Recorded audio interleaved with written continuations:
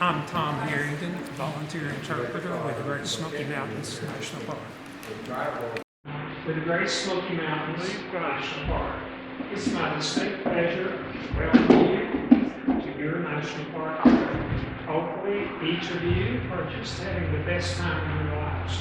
The Cades Cove-Primitive Baptist Church played a major and a vital role in the lives of people of this community. Today, if you will, you and I will be spending about 20 minutes together, traveling back into time to reflect upon the history, the beliefs, and the contributions of this church to this community. This is what was said about this church. It had more influence in the community than any one person, thing, or event. In fact, it was so influential, it was actually referred to as the invisible government, Cades Cove. And because of the church, the community became one in which people really cared about one another. They had a strong sense of belonging. And the church provided a diversion from the long hours people spent working in the fields. It got its start in 1827. In those early years, just like in the days of the disciples, they worshiped in people's homes.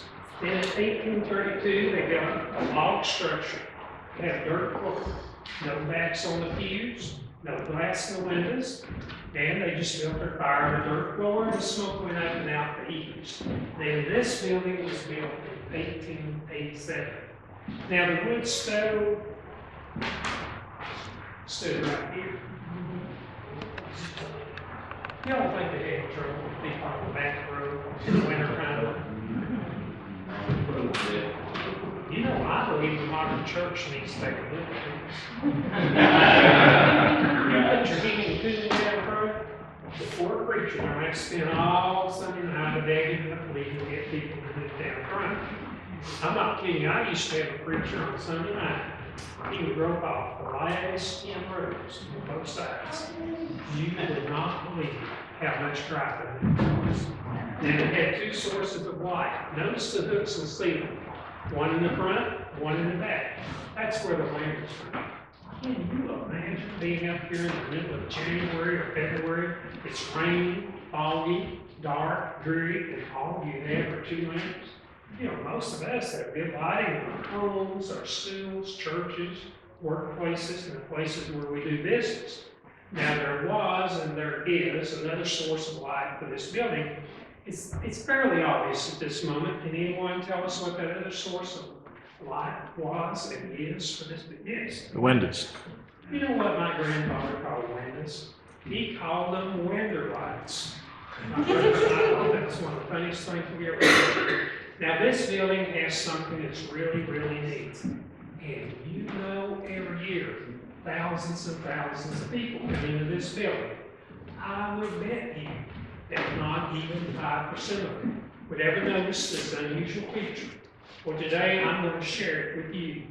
Now, in order for me to share it with you, I need for everyone, if you will, to look up at the ceiling. Look at the surface of the wood. Look for something that looks different and unusual.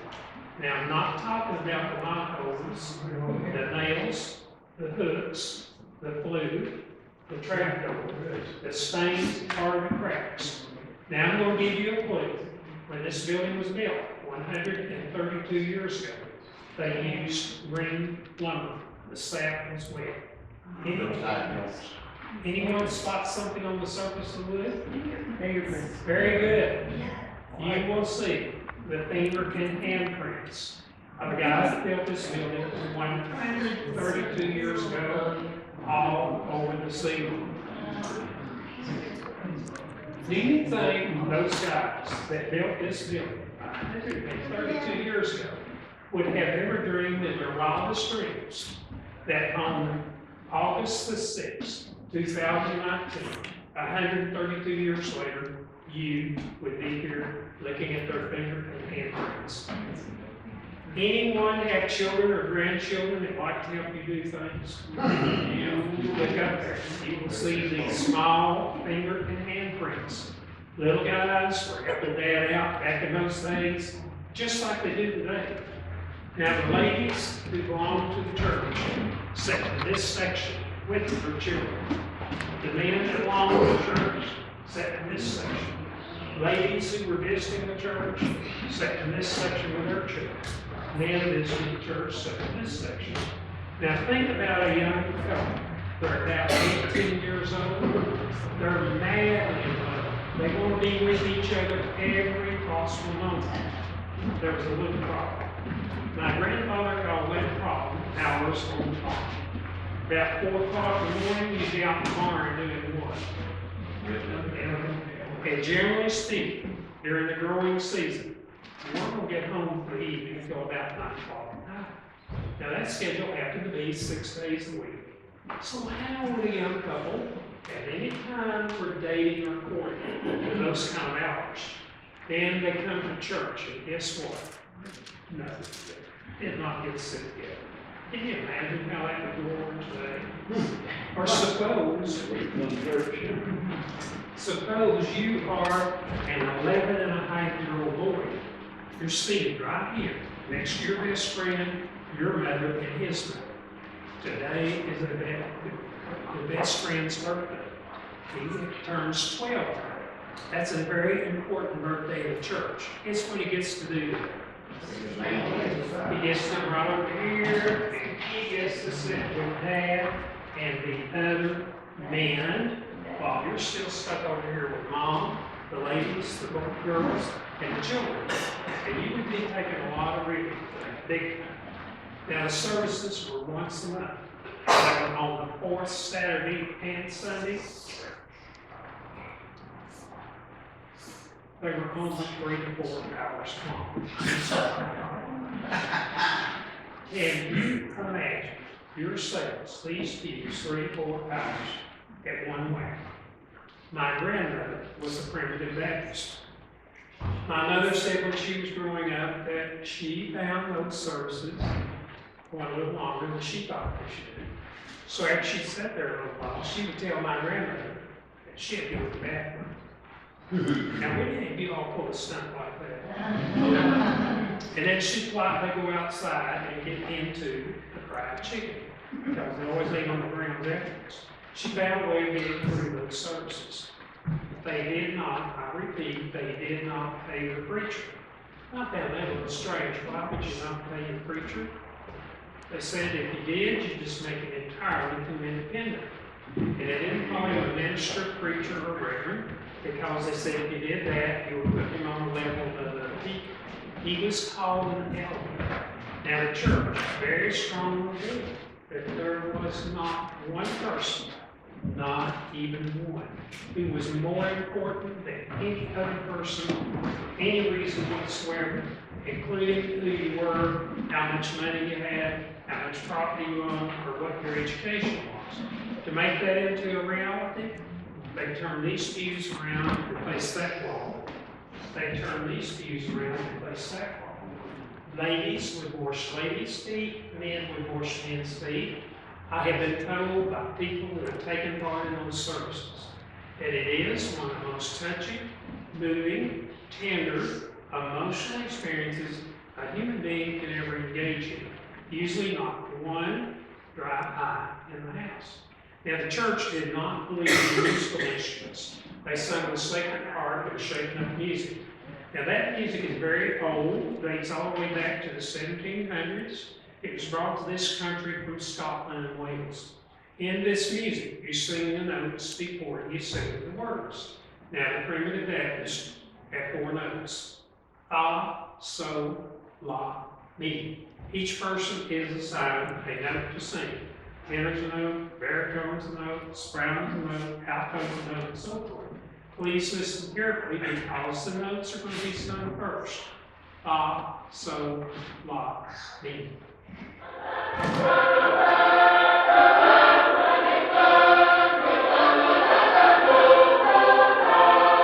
Now they will sing the words.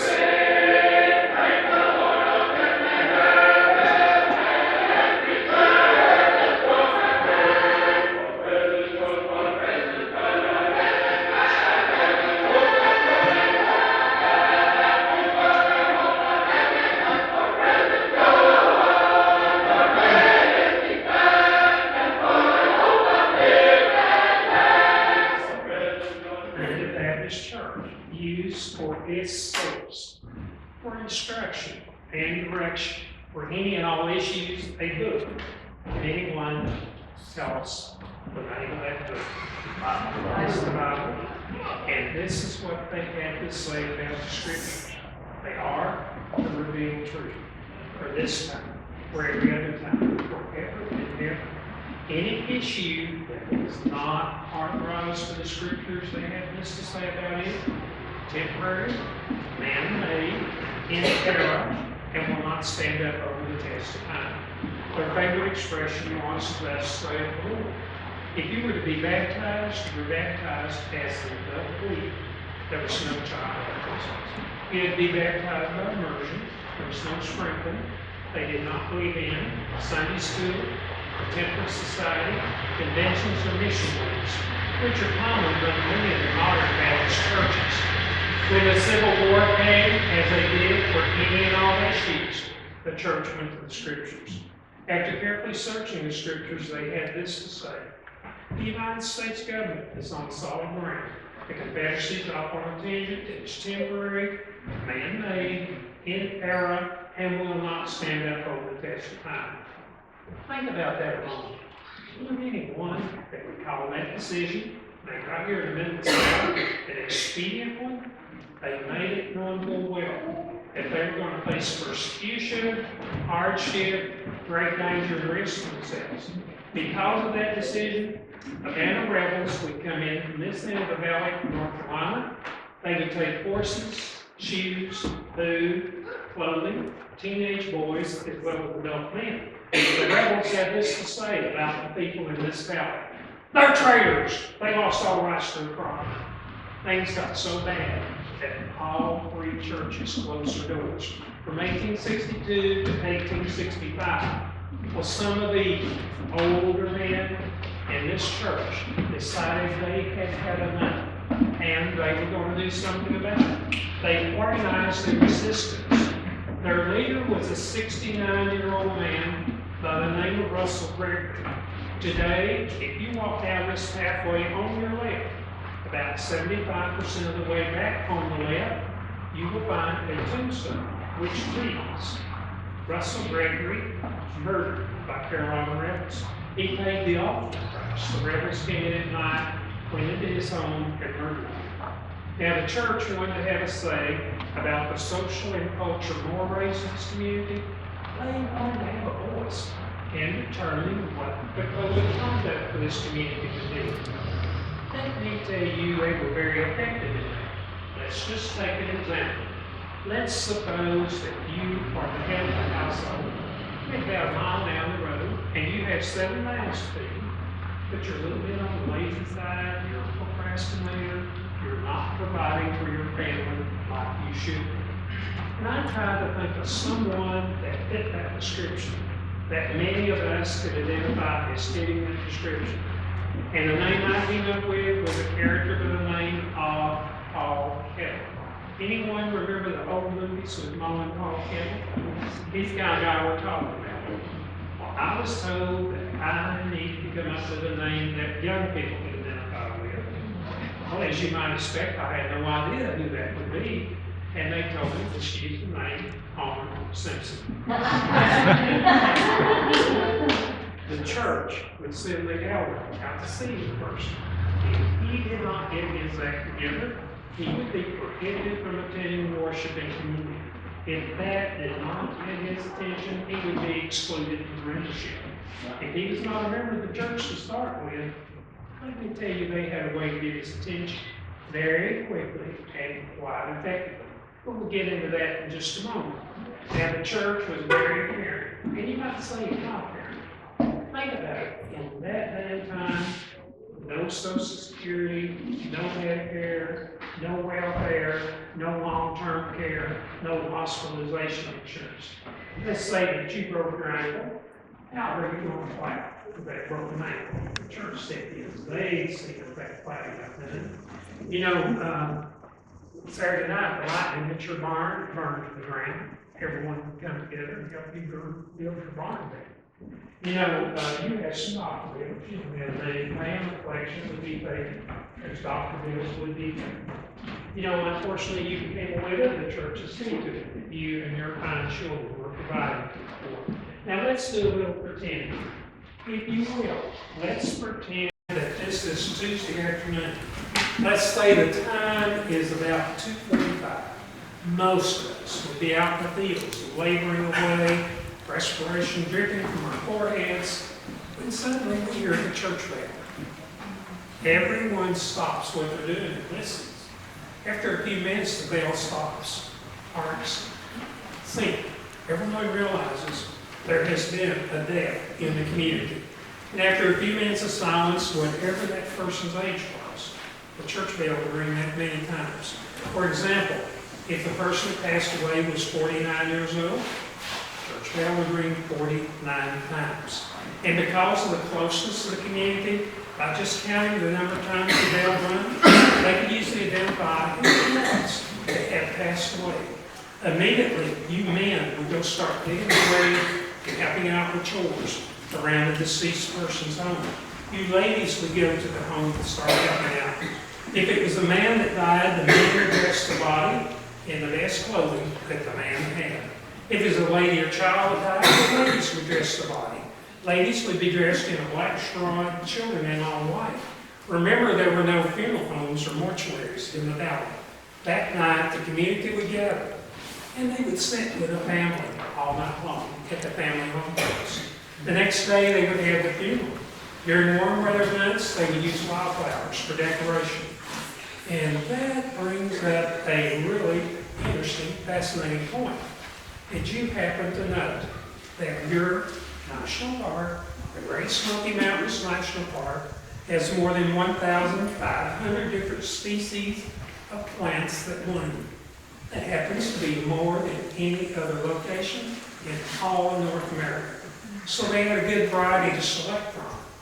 And did you notice, as you've driven on the park roads today, what a variety of wildflowers blooming, even though we're already into August? Did you see the black-eyed Susan, the coreopus, the flowering spurge, the yellow ragwort, the rose pink, the red clover, white clover, Queen Anne's lace, and others. In the winter months, they would use paper flowers that the ladies had made.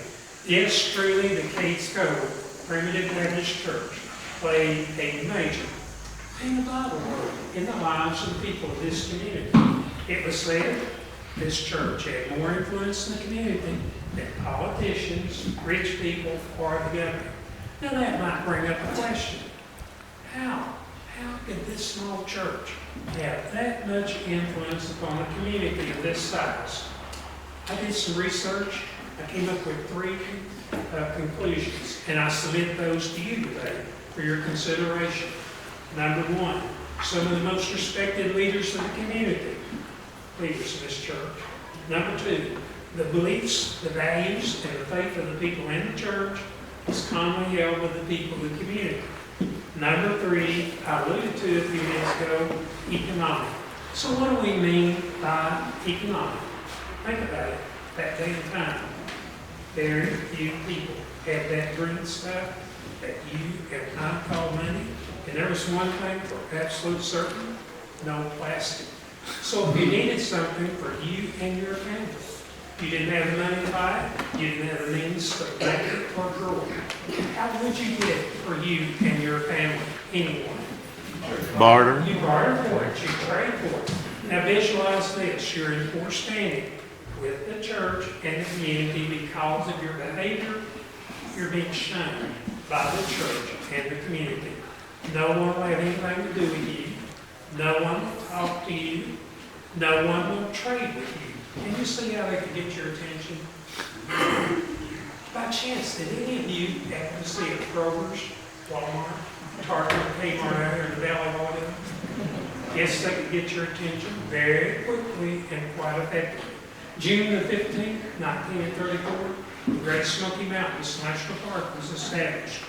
Most of the residents of what is now 800 square miles had moved away. Despite that fact, this church continued to meet up until the 1960s, when the doors finally closed. Today, this building is preserved and kept open for you by your National Park Service in order that you and I might come together to reflect upon the history, the beliefs, and the contributions of this church to this community, and to possibly even consider what kind of contributions might you and I make to our own communities and our current country, as we remember the words of the late President John Kennedy. Ask not what your country could do for you, but what